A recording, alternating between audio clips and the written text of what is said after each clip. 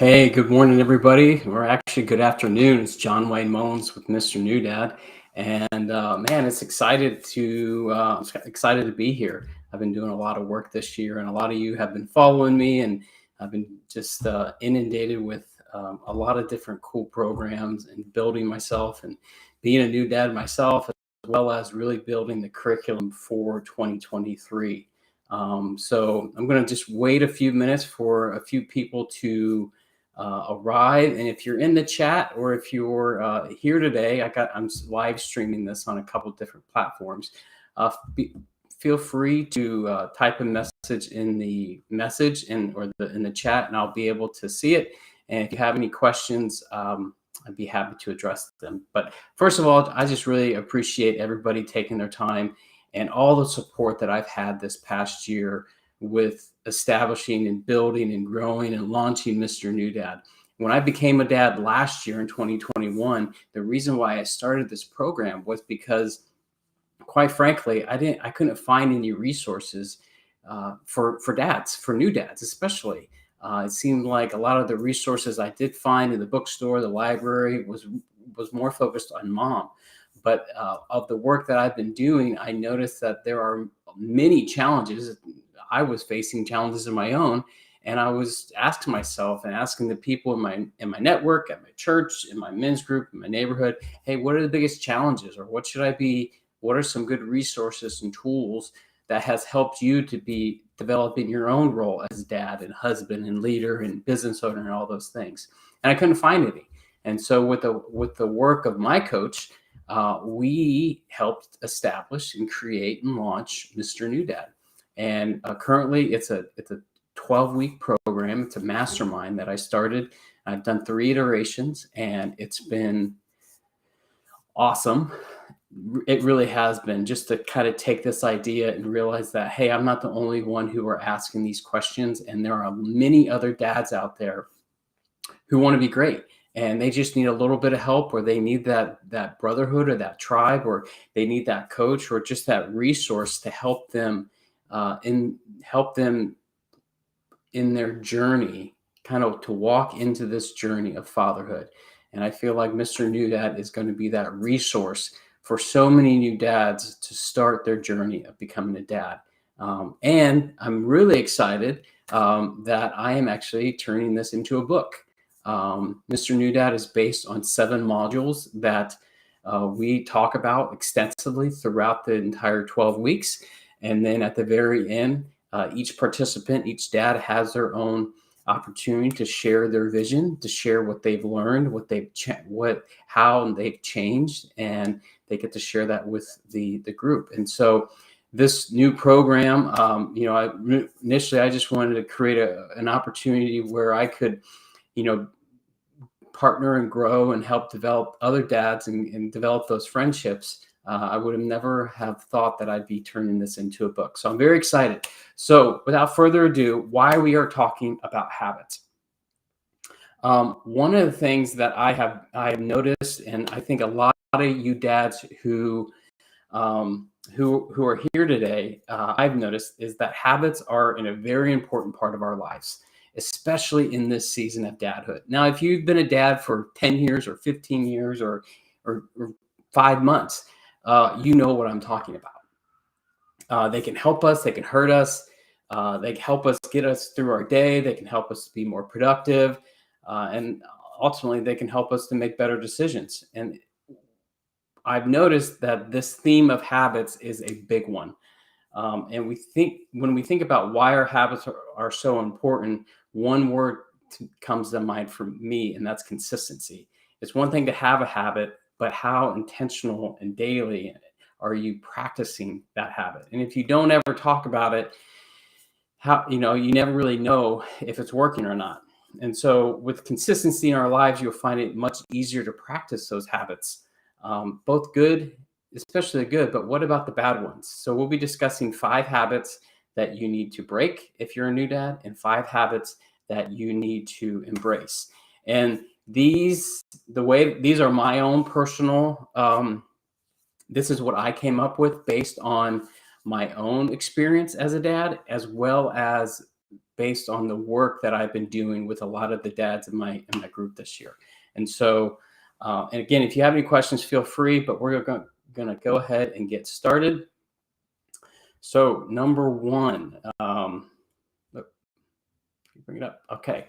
Box breathing. I really, there's 5. There's box breathing, getting organized, establishing boundaries, journaling, and being intentional.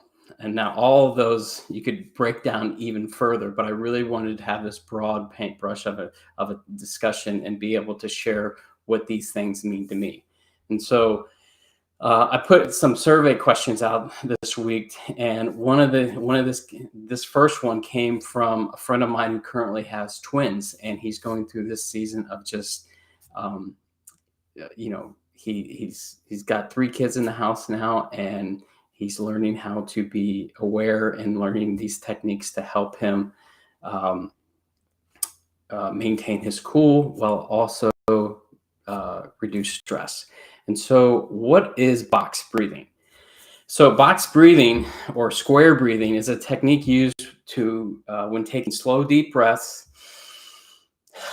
and it can help us to heighten our performance, concentration, while being a powerful, really powerful stress reliever.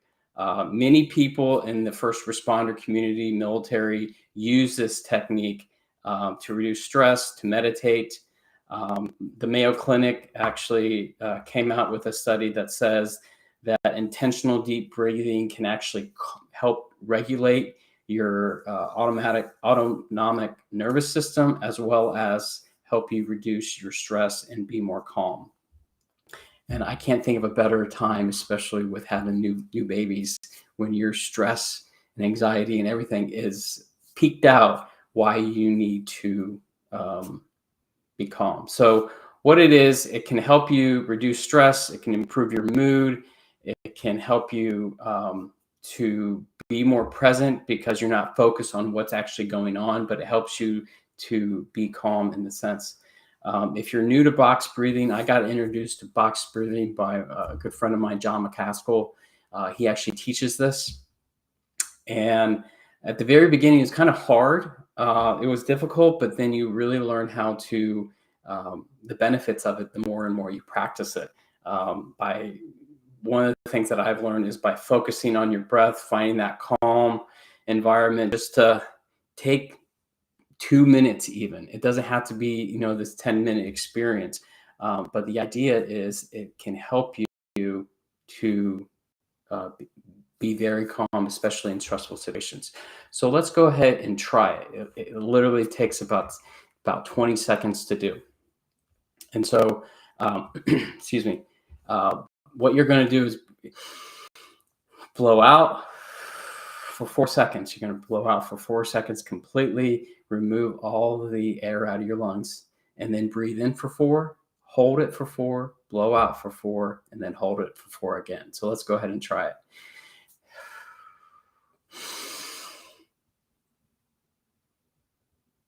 Then hold for 4. Blow out for 4. Inhale for 4. And blow out for 4 again. So ideally, you want to try and do that for 4 times in that session.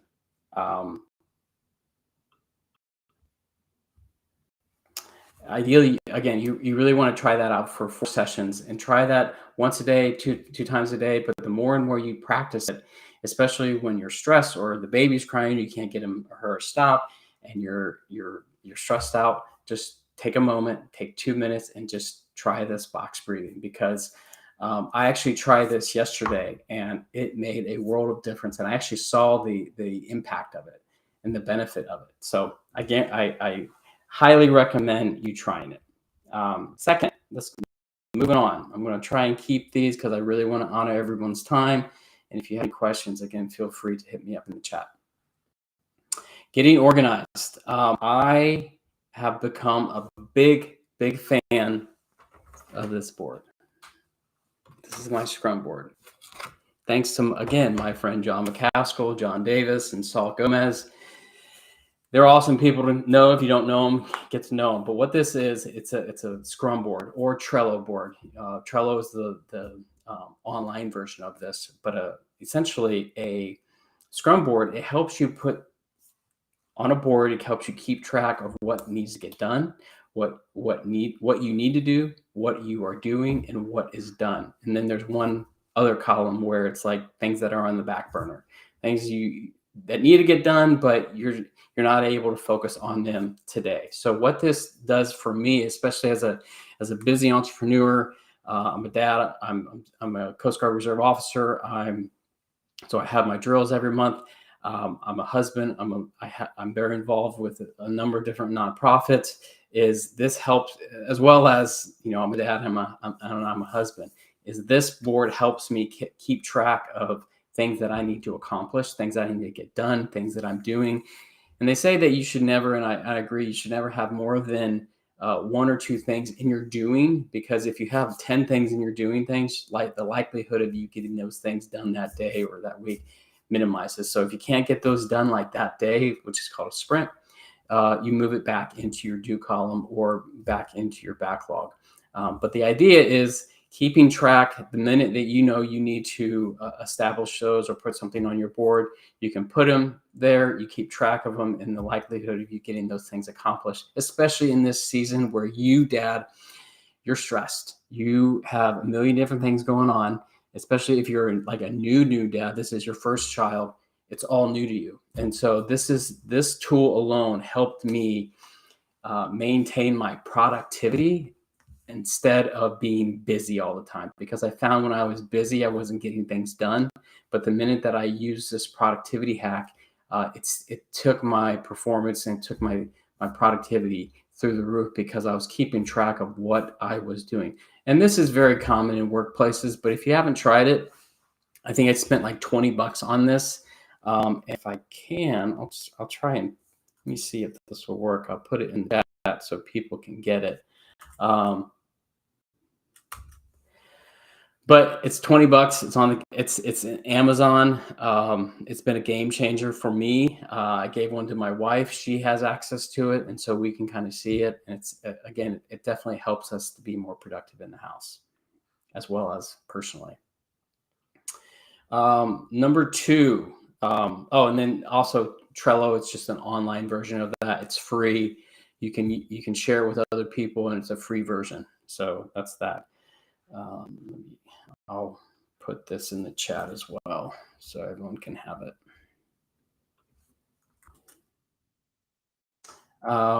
Boundaries. This one is, establishing boundaries is definitely something that I talk a lot about within the Mr. New Dad framework. Actually, we have an actual module on this specific topic and why they are important. First, to really understand what boundaries are. They're kind of like, they are the limit that we set on our time, our energy, where we focus our time and energy and space with ourselves as well as other people. They really define us. They define our areas. They define what is me, what is not me. A boundary line really helps show you where I end and where someone else begins. And so, there's going to obviously in this season of growth, change, so much happening. There's going to be times where boundaries can feel really challenging to set, especially with your employer, with friends, with family, with your home life.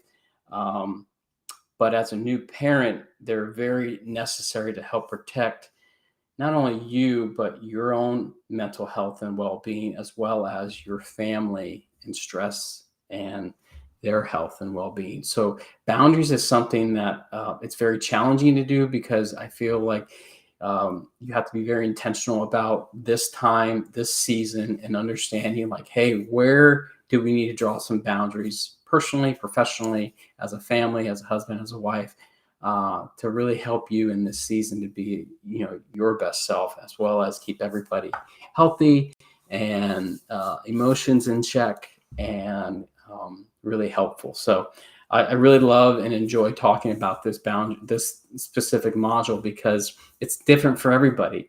And sometimes they can be very hard to not only create and establish, but to enforce. And so that's where having an accountability of a group or of a coach or a mentor, you can share this and share the challenges with him or her, and they can help you establish and enforce some of those and help you to remember why you are, in fact, establishing those in the first place. And so boundaries is definitely another very important one, not only as a new dad, but as a parent as well. And again, boundaries, again, they can be physical, they can be emotional, they can range from loose to rigid, but oftentimes they kind of fall in between the two. So for people in the chat or people who are watching, what is a boundary that you had to establish, especially if you're a new dad or you're a dad or a mom watching this? But what would you say has been a healthy boundary that you had to establish when you had your son or daughter in that first year of life? And what was helpful? How hard was it to actually enforce? What did it take you to actually establish those? I'd love to hear some feedback on that. Moving on to number 3. Oh, actually number 4. Sorry. Journaling. So I'm a big advocate of journaling. I've been journaling for, I would say, at least probably the last 20 years. In different seasons, especially when I became a dad, it's been very helpful because it's really a great habit for you to express yourself. It's a place where you can share, develop your gratitude. It's the place where you can just be really your authentic self and just share what you are learning, what you are proud of, what is struggling, what you're struggling with. It's really a place where you can help develop and get clear on your thoughts, understand, find those common themes that you may be writing about 2, 3, 4, 5 days in a row. And then sharing that with your spouse, with your coach. Some people, you don't have to share it, but it's a great, again, it's a great way to actually write down your thoughts and feelings to help you reflect, track, and understand yourself better. Because in this season of becoming a dad, what I've learned by journaling, it helps me to understand the season that I'm in, and helps me to uncover powerful patterns. It helps me to become more effective, helps me to improve, helps me to reduce stress, manage anxiety, cope with depression, and achieve my goals. And so they say that when you write something down, write a goal down, you're 600% more likely to accomplish that.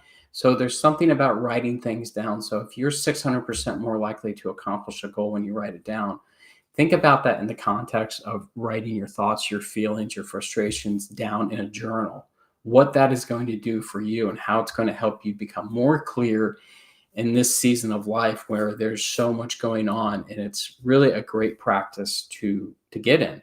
A 2006 study found that people who journaled for 2 15-minute sessions twice during their week had a significantly greater decrease in their psychological symptoms, depression. It helped them to reduce stress dramatically. So think about that in the sense of, what this can do for you. It's just not like writing, Dear Diary, but sharing what you're learning, what you're stressed out about. Writing things down first thing in the morning about what your fears are, what you're struggling with, or what you're even excited about. That's great thing. That's a great practice for you personally. One other area that I have seen become a game changer for journaling with couples is sharing or having a journal between you and your wife or you and your partner. Because one thing is communication is critical in this season of life, and you're going to stumble. It's going to be a challenge. It really is. especially because there's so much going on, and communication is, I would say, probably one of the number one reasons why divorce happens today, because people are, you're here, she's here, and you never have that connection. You're never being intentional about establishing those habits to really connect and communicate and ensure that you're communicating effectively. And so I've seen this, I practiced it, where you take a journal and you share it with your wife, and both of you have access to it. And it's the one place where, say you're up at night or she's up at night, or you have that time in your life where you're journaling, and you share it with your partner, you share it with each other, and you can understand what they're going through.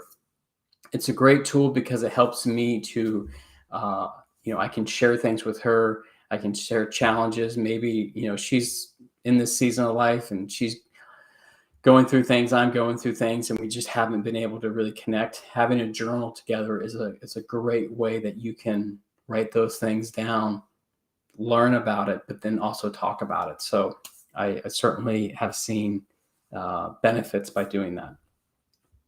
And then the last thing, number 5, these are habits that you should embrace as a new dad, is being intentional. This is really a mindset more than anything. Being intentional is,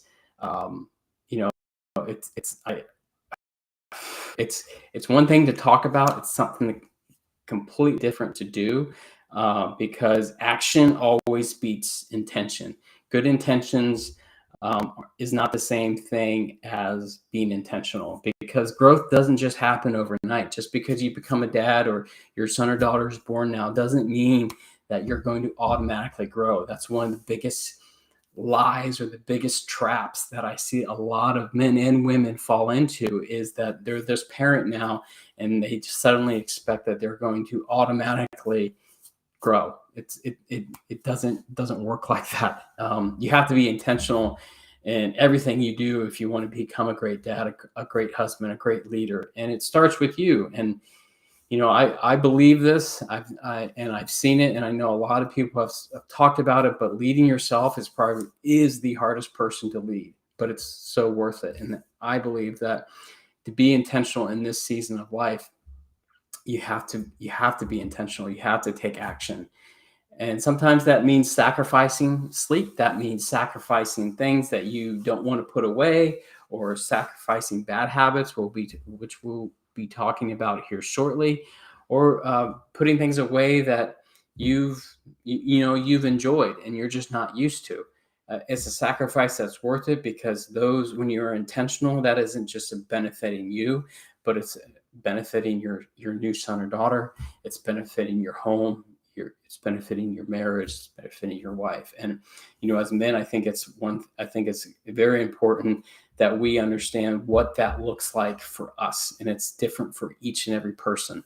But if you have these goals, if you have these things that you want to accomplish, men, we can do a lot better job about getting out there and doing it, and being intentional and showing up and doing all these things. Because when we're not, we backslide, we get comfortable, we get stuck, we don't grow. It turns into resentment. It turns into you not accomplishing your goals. And before you know it, your 1-year-old is a 10-year-old, and you're still like, oh, one day I want to do this. Well, you actually have to take action. So that's 5 habits that I've learned, that I have seen that new dad should embrace, especially in that first year of being a dad. And so let's talk about the bad habits, or the habits that you need to break. Not necessarily bad, but the ones that you need to break, especially in this season of life. There's 5.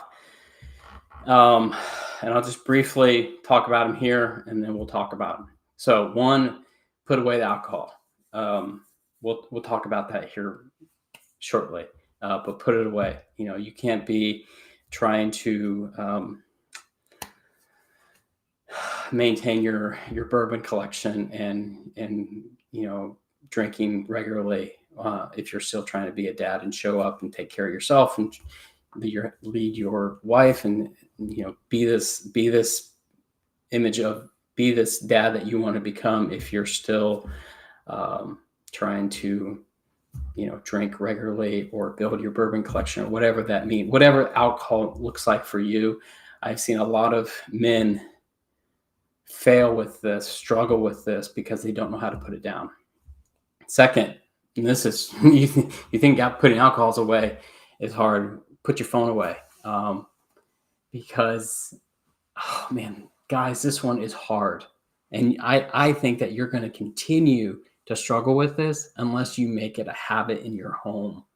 Because that little device, where's mine at? This little device is, it's good and bad.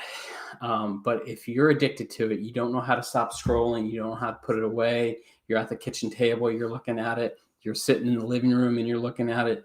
What message is that sending to your son or daughter? What message is that sending to your wife?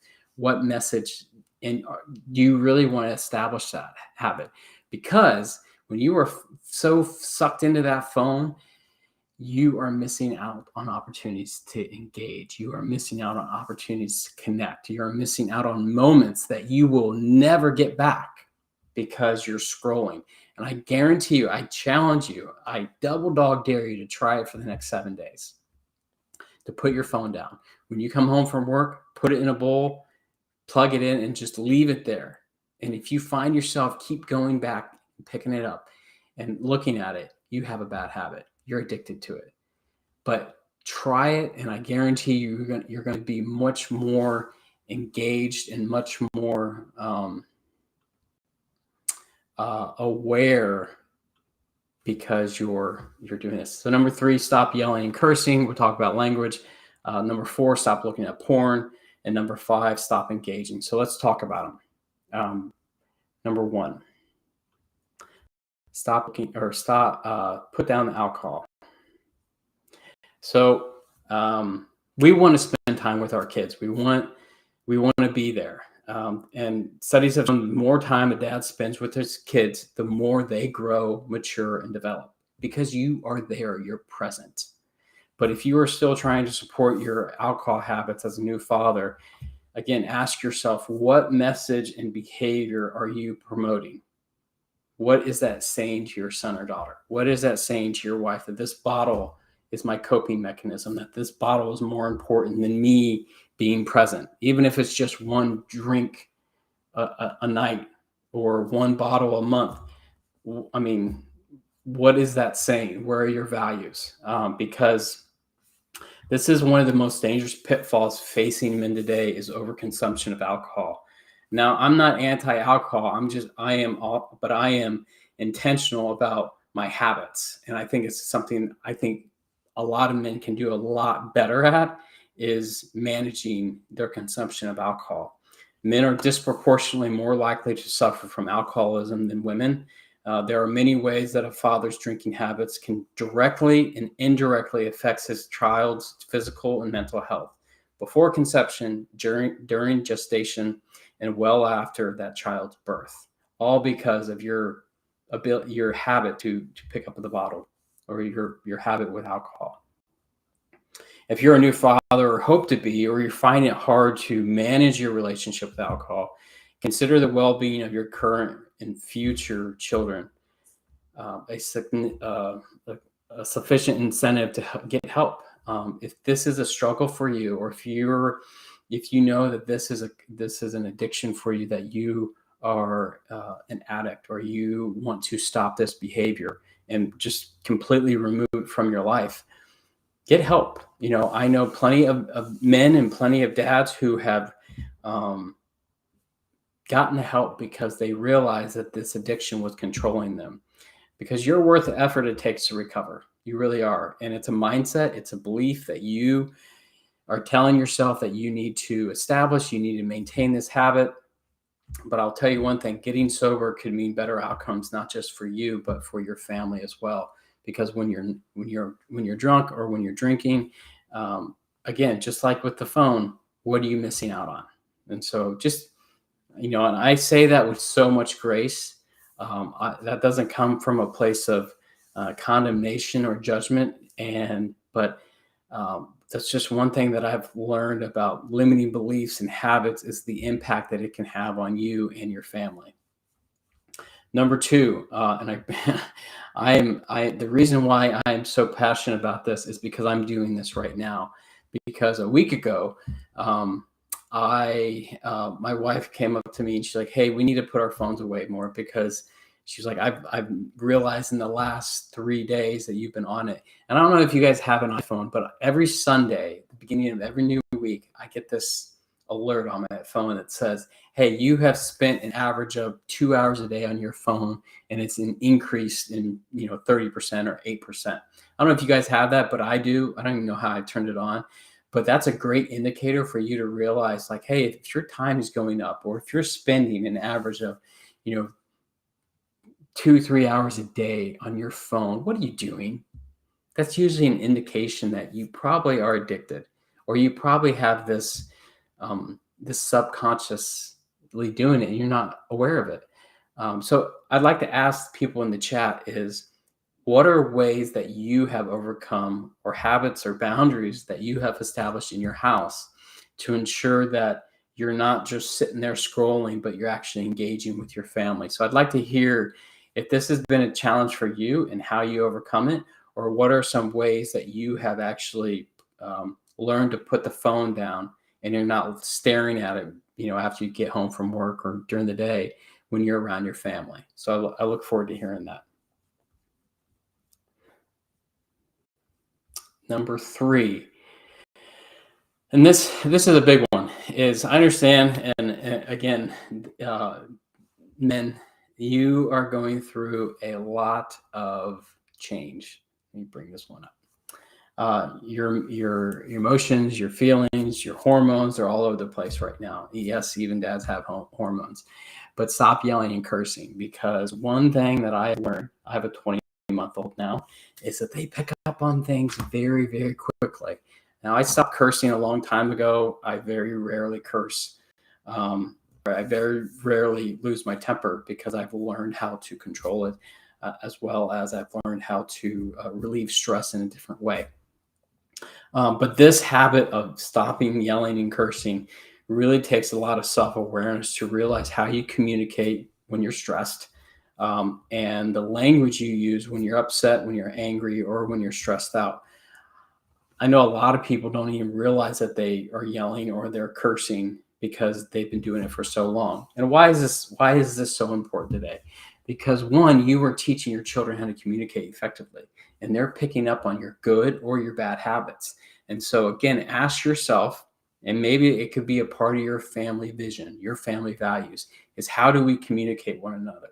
Do you have that as a family value? Do you have a list of values that you want to establish, not only for yourself, but for the man or woman that you are raising?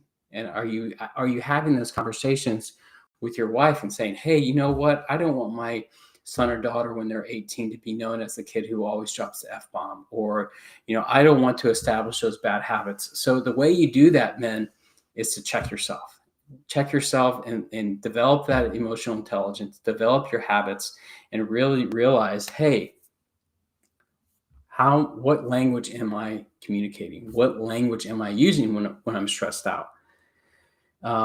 Also, be mindful of the people that you are associating with. This is a big one, because even if you don't, but you're allowing your son or daughter to be around people, or your brother-in-law who comes over and he curses like a sailor, or she curses like a sailor, and they're going to pick up on that. And so that may be, if you know that about that person, that may be a boundary line that you need to establish for yourself, for your son or daughter, for your family, to say, hey, I'm going to limit my time around so and so because I don't want your son or daughter to be exposed to that kind of language, because again, you're trying to raise them according to your values. And a lot of people may not. The thing about language and cursing is it's such an ingrained habit that a lot of people aren't aware of it.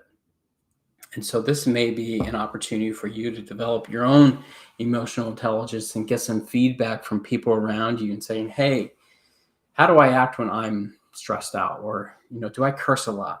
Or, hey, can you help me? So every time I do, just remind me, like, hey, you're doing that. Or put a quarter in a jar. It's funny, but sometimes it works. So the next one is, it's important. All of these are important. But this is something I think men should be very aware of, is aware of what they're looking at. I was tempted not to bring this one up, but then I looked up the statistics on porn use with dads. And did you know that it's a contributing factor to infidelity?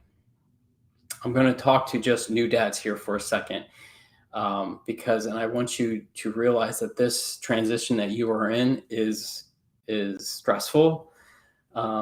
Expect it, and come up with a plan on how you are going to get through this season.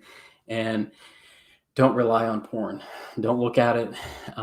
Some people will say, oh, what's it hurt? Well, it hurts your wife. It hurts you. It hurts your soul.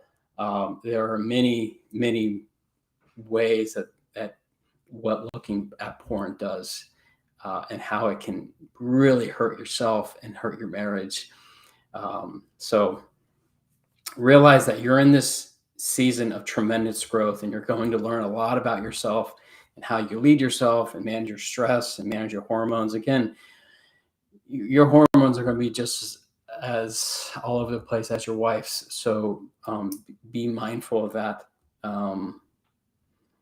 You're not the only one who is dealing with these changes. So what does that mean for you? It means have these discussions with your men's group. Have these discussions with people that you can talk to about this stuff, your pastor, your friends, people that, or even your wife. Why is this important? Well, because most pornography is targeted towards men. It's degrading of women. The harms of pornography are becoming more clear with the overwhelming scientific and social research. And here are some statistics I was able to pull up, but men are 543% more likely to look at porn than females. Those who are happily married are 61% less likely to look at porn. Those who have committed adultery, get this one, those who have committed adultery are 218% more likely to look at porn.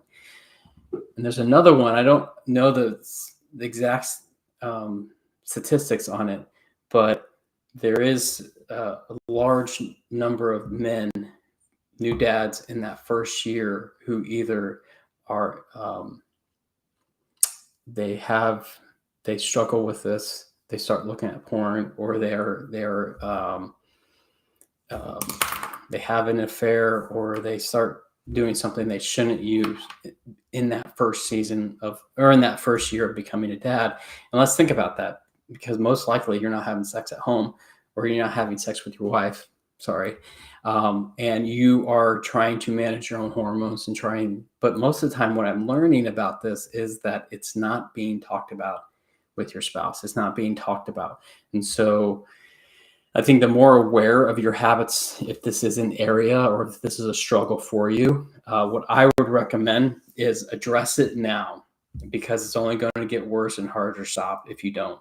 If you're regularly engaging in viewing pornography, the main person that's being affected by it really is you, and there's nowhere else. I understand people often say that, I have my needs, and you do, but you're likely not having sex again with your wife during this time because she's healing, and sex is the furthest thing away from her mind. But that doesn't mean that you have an all clear to engage in those bad habits, because if anything, it's going to create a bigger barrier in your marriage, as well as some resentment towards your wife, which will continue to do more harm. So I have a few recommendations, because this topic comes up a lot, is in this season, if you're battling with this and you're a new dad, is develop healthier habits, exercise, practice mindfulness, get to know yourself, get accountability, exercise regularly, talk to your coach or your mentor or your pastor about this. But the last thing that you should try and do is to take on this habit alone. Try and correct this habit alone, because it has shown, and I've read, that this habit is more hard to break. It's harder. It's much of an addiction as heroin use, and so it's very hard to break. But you can't do it alone. So have accountability, communicate with your wife, learn to control those thoughts, and educate yourself and invest in yourself. And the last one is establish those boundaries. The last one before we end is you have to stop this. Stop disengaging. Stop disengaging. Why is this important? We all need that time to rest and recharge. And believe me, in this season of life, as in becoming a dad, you're going to want and need your rest. You're really going to learn a lot about yourself, about your wife, about what you're capable of with 4 hours of sleep, if you're lucky. But don't disengage. Because you're going to need that time to, like I said, to rest and recharge. And you should do that, but be intentional about the way that you do it. Becoming a dad, you're going to I realized that how much my family needed my energy and my wisdom and my influence and my presence. They needed my leadership. And you have a choice. You can either be a source of power during that season, or you can be a source of a vacuum where you just suck it out of people. Rather than disappearing into your TV, your phone, or your video games, focus your intention on helping your kids, helping your wife, how to lead her, how to lead your family with their struggles, and make them feel that love and attention that they need. Because when you disengage from people, when you disengage from that environment, it really shows up as being disinterested, even if it's subconscious or unintentional. But rather develop those better habits when you need to rest and recharge, because they will only enhance your creativity and help you to be the leader that your family needs. And so don't disengage. That's a big one that I have seen a lot of people get challenged by, is because that's all they know. That's the way up until now. They've never had to have this discussion. They've never had to be this intentional about showing up and being present and practicing all these things. And these are just 5 that I've seen. There are many, many more habits to embrace and habits to break. And but the best advice that I have seen, and why this is such an important conversation, I think a lot of men need to have, is they need to be aware that, hey, change is happening so much faster. And in this time, you need to start building up your foundation for your family, for yourself. Really need to start investing in yourself, because you can't do this alone. You really can't. And you need those friendships. You need those resources, like I was talking about in the very beginning. You need those resources to help you establish that framework, establish that growth, because it's not going to happen overnight. A lot of the people that I was asking this advice from in the very beginning, when I asked them, hey, what should I be reading, or what should I be investing in, or where should my mind be, or what book should I buy? And, I kept on getting the same kind of themed feedback where it says, oh, you'll just figure it out as you go. And that's like the worst advice anybody could give you if you're a new parent, is you'll just figure it out as you go, because, that's having good intentions, but doesn't mean that you're being intentional and taking action. And I believe that the more areas that you can be intentional about about the type of father that you want to become, the more it's going to impact your growth as a dad. And so I hope this has been helpful.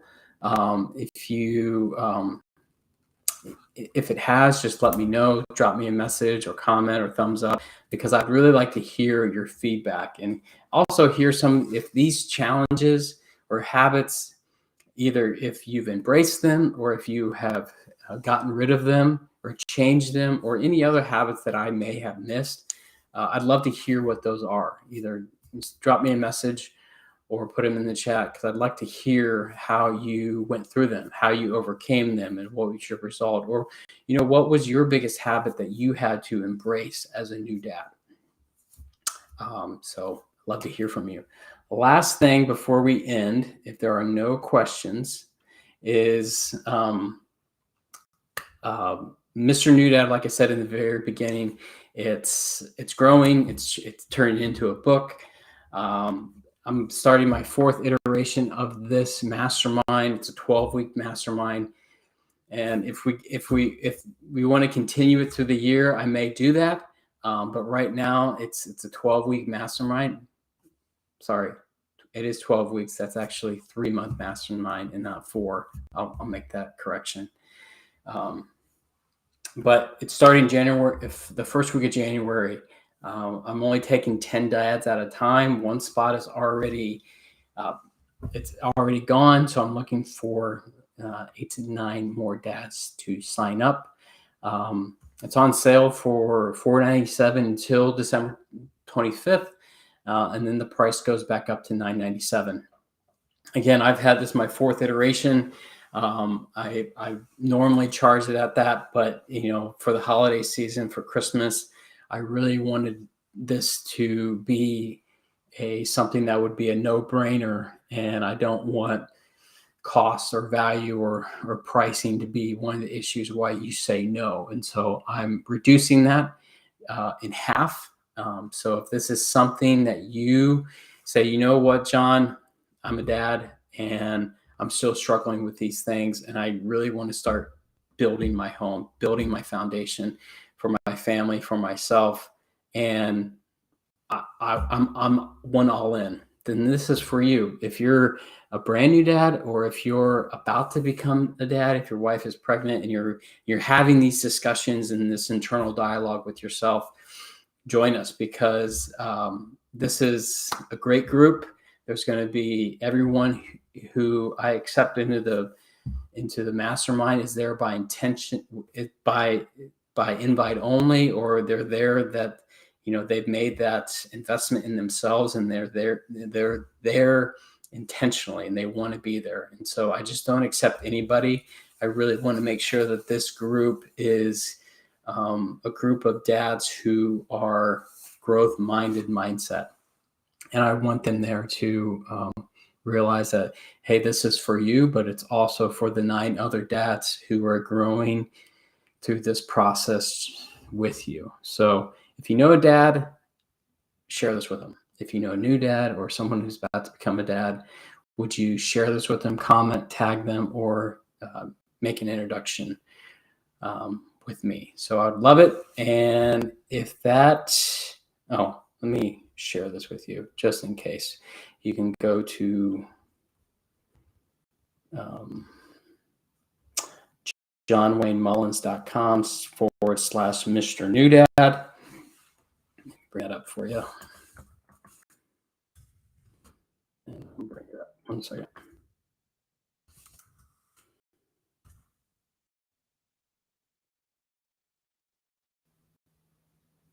But how was this for everybody? I certainly, again, I thank you for your time. I'm going to be doing this same webinar on Thursday, this Thursday, December 8th at 7 p.m. So if you know any other dads who might gain value out of this, feel free to invite them or connect with me, because I'm going to be doing this same workshop, this same webinar. It's going to be live, so I can try and connect and engage with other dads who may not be available during the day, but I'll be doing this then. So if there's no more questions, I certainly appreciate all of you, and hope you have a great Christmas, and I will talk to you later. Also, one last thing. I'll be doing another webinar next week on a different topic. Again, this is everything coming out of Mr. New Dad and some different conversations that I've had this year and lessons that I've learned. So I'll be doing this again next week. So be on the lookout for that. So take care. Appreciate you all. Thanks for being here.